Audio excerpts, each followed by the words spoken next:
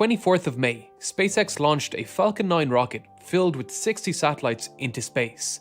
This marked the beginning of their ambitious new project called StarLink, which aims to provide high-quality broadband internet to the most isolated parts of the planet, while also providing low-latency connectivity to already well-connected cities. SpaceX aimed to make their broadband as accessible as possible, claiming that anyone will be able to connect to their network if they buy the pizza box-sized antenna, which SpaceX is developing themselves.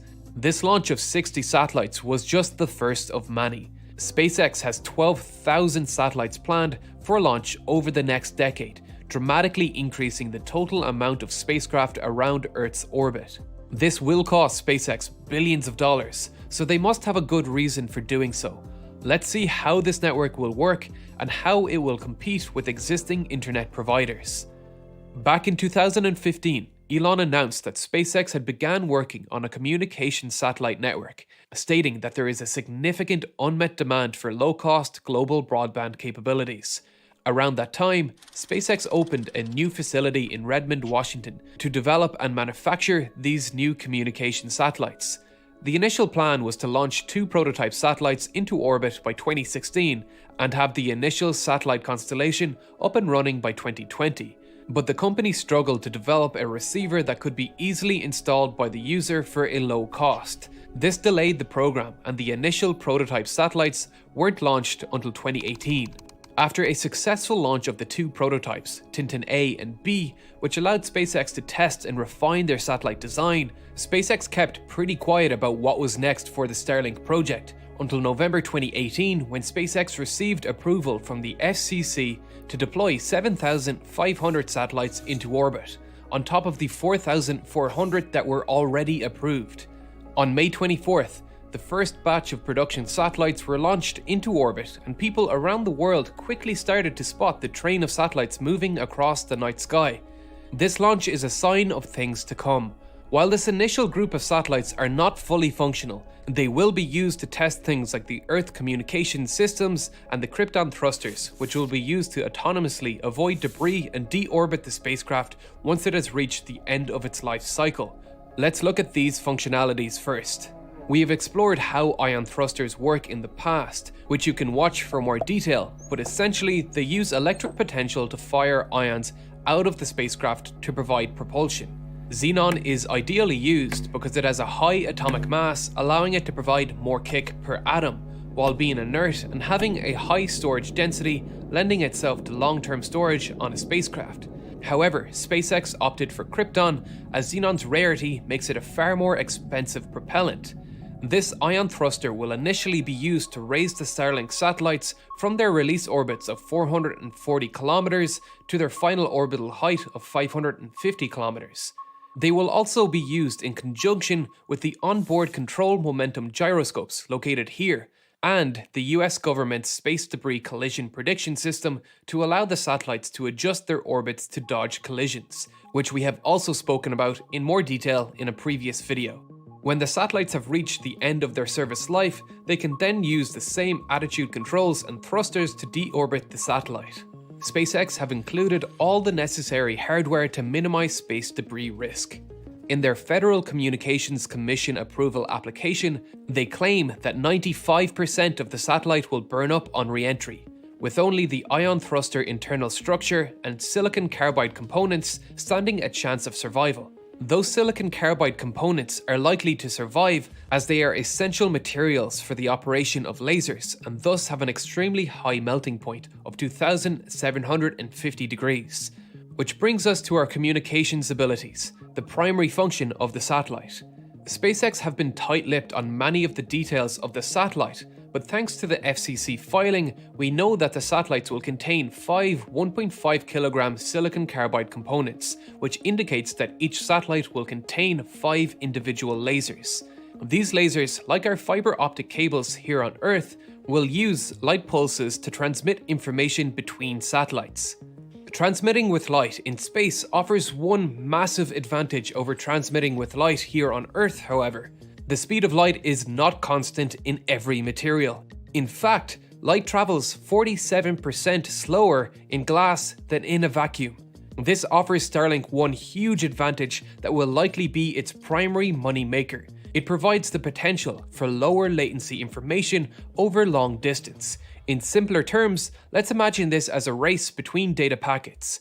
A user in London wants the new adjusted price for a stock on the Nasdaq from the New York Stock Exchange. If this information were to use a typical route, let's say through the AC2 cable, which has a return journey of about 12,800 kilometers to make through our glass fiber optic cable, in a vacuum, light travels at a speed of 299,792,458 meters per second. The speed of travel in glass depends on the refractive index, and the refractive index depends on the wavelength, but we will take the reduction as 1.47 times slower than the speed of light in a vacuum.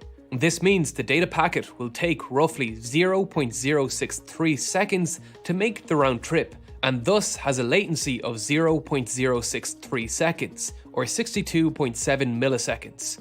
With the additional steps that add to this latency, like the conversion of light signals to electrical signals on either end of the optical cable, traffic queues, and the transfer to our final computer terminal, this total time comes out at about 76 milliseconds. Figuring out the latency for Starlink is a lot more difficult, as we have no real-world measurements to go by, but we can make some educated guesses with the help of Mark Handley, a communications professor in University College London. The first source of latency for Starlink will be during the up and downlink process, where we need to transfer our information to and from Earth. We know this will be done with phase array antennae, which are radio antennae which can control the direction of their transmission without moving parts. Instead, they use destructive and constructive interference to control the direction of the radio wave. Each satellite has a cone beam with an 81-degree range of view. With an orbit of 550 kilometers, each satellite can cover a circular area with a radius of 500 kilometers. At SpaceX's originally planned orbit, this coverage had a radius of 1,060 kilometers. Lowering the altitude of a satellite decreases the area it can cover, but also decreases the latency. This is particularly noticeable for typical communication satellites operating in geostationary orbit at an altitude of 36,000 kilometers.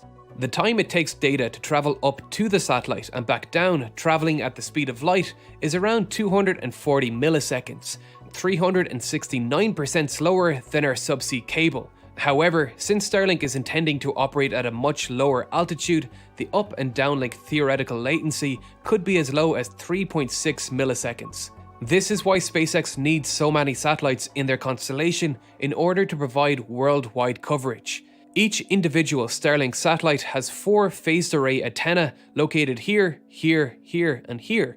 This directional beam was an essential part of SpaceX's FCC approval application, as thousands of satellites broadcasting undirected radio waves would cause significant amounts of interference with other communication methods.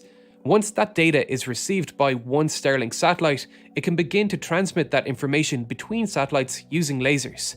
Each time we hop from satellites, there will be a small delay as the laser light is converted to an electric signal and back again, but it is too minuscule to consider.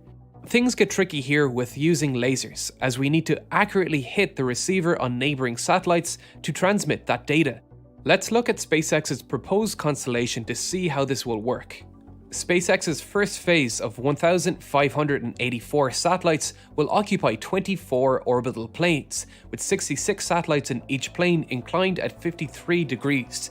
This will look something like this. Communications between neighboring satellites in the same orbital plane is relatively simple, as these satellites will remain in relatively stable positions in relation to each other. This gives us a solid line of communication along a single orbital plane. But in many cases, a single orbital plane will not connect two locations. So we need to be able to transfer information between these planes too. This requires precise tracking, as the satellites traveling in neighboring orbital planes are traveling incredibly quickly and will come in and out of view. This means the Starlink satellite will need to switch to a new satellite in the network. This can take time, The best figure I could find is about a minute for the European Space Agency's Data Relay Satellite System, which is a currently operating geostationary internet constellation designed to serve European imaging satellites and other time-critical applications, such as serving emergency forces in remote areas like those fighting forest fires. StarLink may be faster, but it won't be instantaneous, and thus it has 5 optical communication systems on board to maintain a steady connection to 4 satellites at all times. If we now use this system transmitting from New York to London and back with the shortest path possible, using the speed of light in a vacuum as our transfer speed, we can achieve a latency as low as 43 milliseconds. Even if we took the shortest route possible with an optic fiber, which does not exist, this would take about 55 milliseconds, a 28% decrease in speed. The actual current return trip time for your average Joe is about 76 milliseconds, as we saw earlier, a 77% decrease in speed. This is a huge deal for the 2 financial markets working out of these cities. With millions of dollars being moved in fractions of a second, having a lower latency would provide a massive advantage in capitalizing on price swings.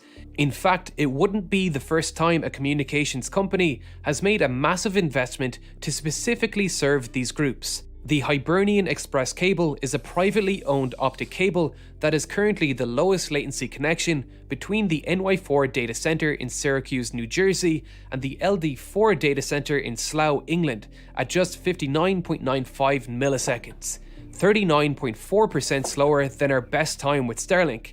The previous best time was held by the AC1 cable at 65 milliseconds.